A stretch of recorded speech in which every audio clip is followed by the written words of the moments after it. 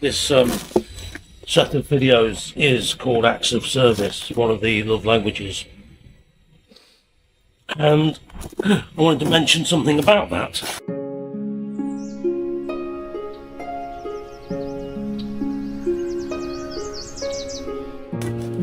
Because if you're operating in the area of acts of service, then you should have a sense of joy about what you're doing. I should have a sense of joy about what I'm doing. I have.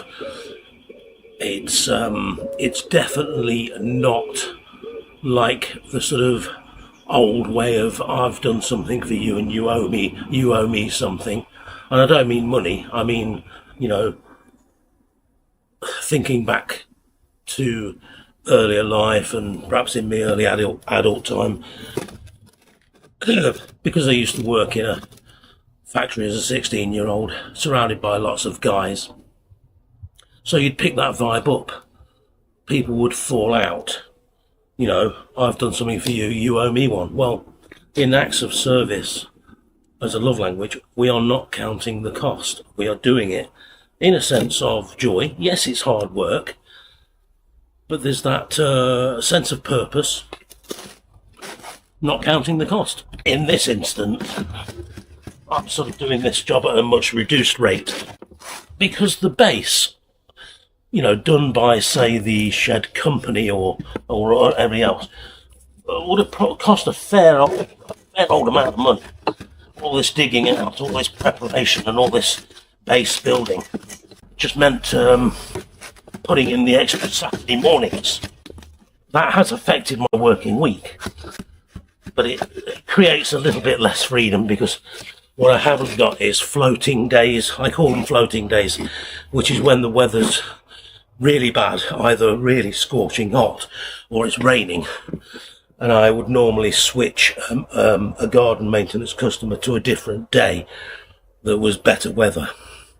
Well, I've kind of lost that freedom because all my days are now taken up with the garden maintenance and the Saturdays. You know, just doing the Saturdays has whacked me out. It's just reality. You know, admittedly, I'm not the blooming fittest either, even though I do my daily swimming. Maybe I should get a push bike and start riding everywhere.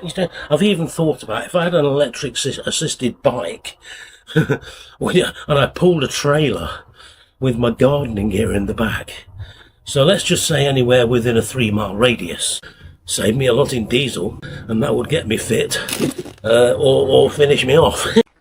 So I am going to mix in the barrow this time, because I may use the mixing tray, which is over there, to get another concrete mix on the go for extending my base, which, you know, is here. So we've got this back row of bricks in now, and that nice sort of concrete haunch against the front edge of the brick, which is just gripping that brick nicely. And then the other side of it in that trench will be filled in as well, not the whole trench but up against the brick, so that we've got a really solid retaining edge. Now you will notice that I have concreted, let's call it, you know, like less than 1/4 of the way up the brick block. The main point being, when my quarry waste goes into this whole area within the frame and the sand on top and it's all compacted, I need room for up to a 2-inch slab to lay level with that block, with that brick edge. I only need what I've got there to get the rest of the blocks down this back edge. Look at the difference it makes just to have a bit of a clean up. Putting my excess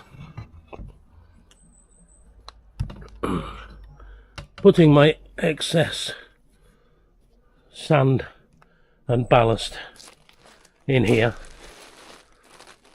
makes quite a difference to walk on it, because obviously before, all dips, hollows, bits of blooming concrete and brick, constantly. He saw me trip over at one at some stage. Oh, it's just nicer. And look, I've put the chairs out so the customers and the family can just sit here, look, visualising how it's coming along, having a cup of tea. Right, because there's not enough exercise, all this hard work, we'll get our press-ups in. Perhaps we won't. What have we got here? It's like Blue Peter, isn't it? Or was it Blue Peter? What have we got through the square window? Well, I'll tell you what we've got.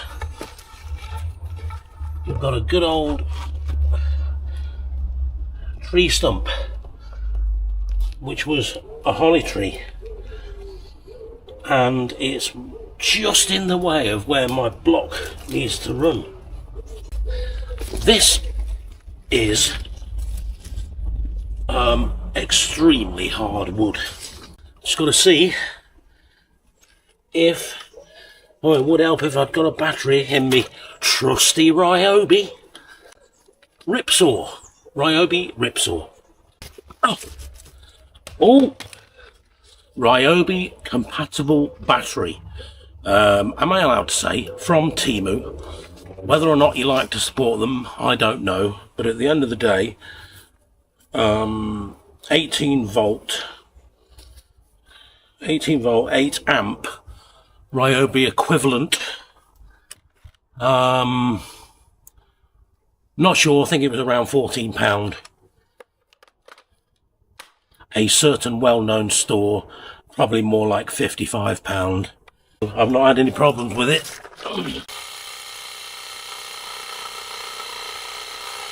It is cutting, but it's going to be slow.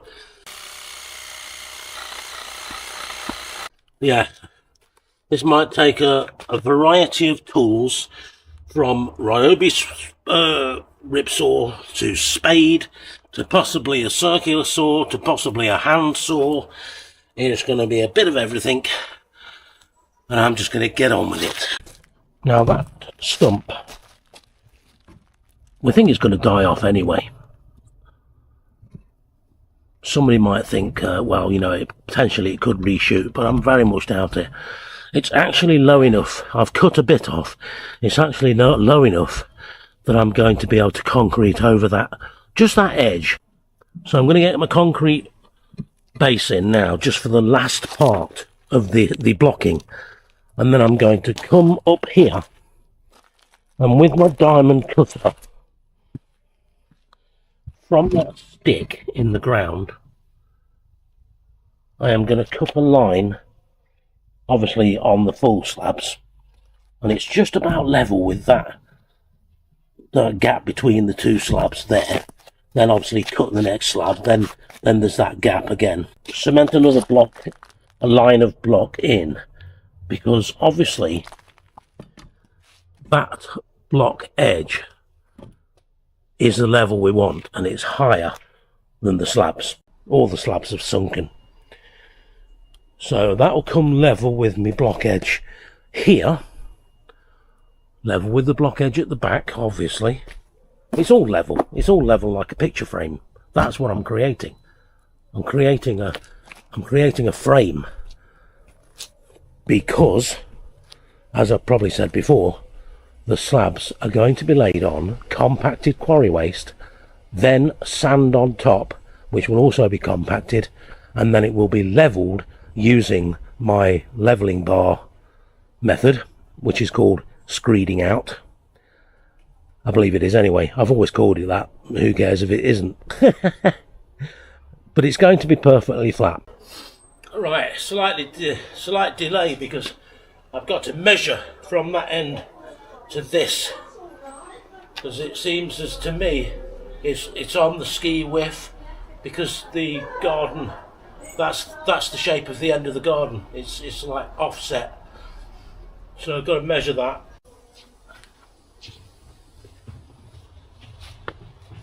I'll go and grab the customer, because We need 2 people on the measure.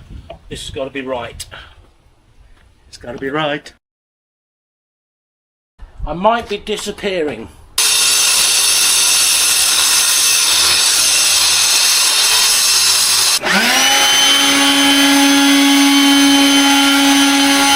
This is where doing things on your own does make a difference, because ideally I could do with having somebody blowing the dust away as I cut. These are the sort of things that you find out when you're going solo.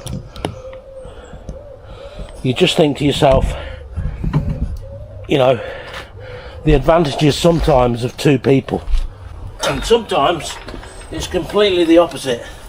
You just want to be on your own. You've got to be on your own. So that's a scored line. Makes it easier if we're just going gentle to get the blade right the way through the slab, but all we're doing is following the line that we've already cut.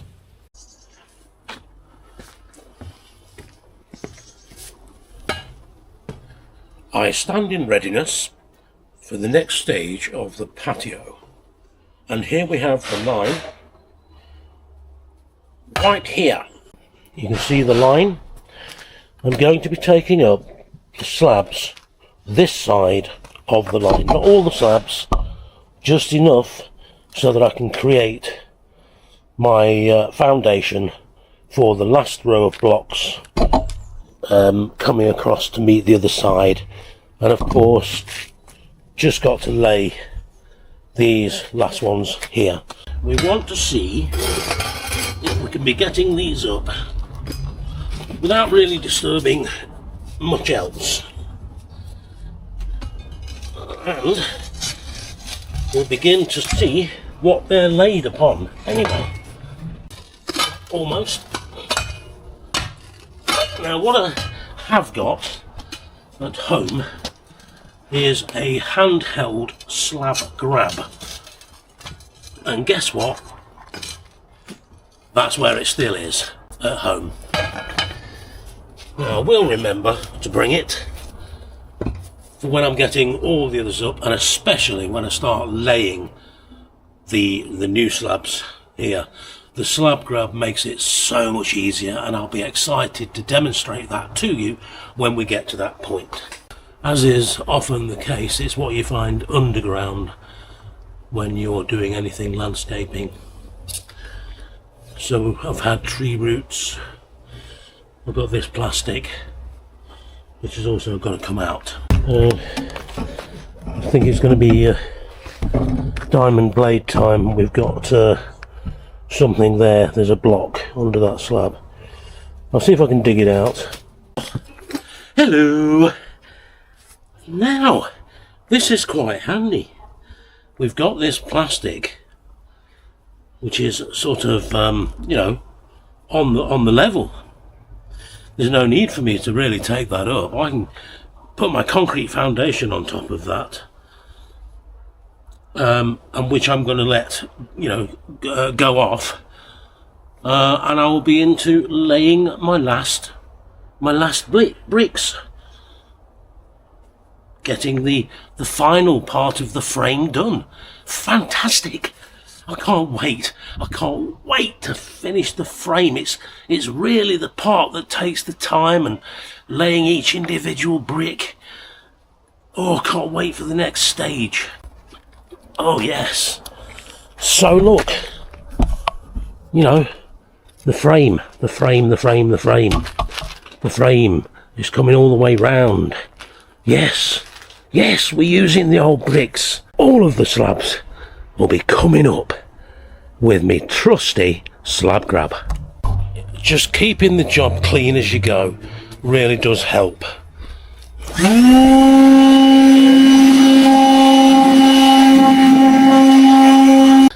I'm not talking super clean, you know what I mean, but it's a tidy up, isn't it? You're not stumbling over everything. Next session, all these slabs up.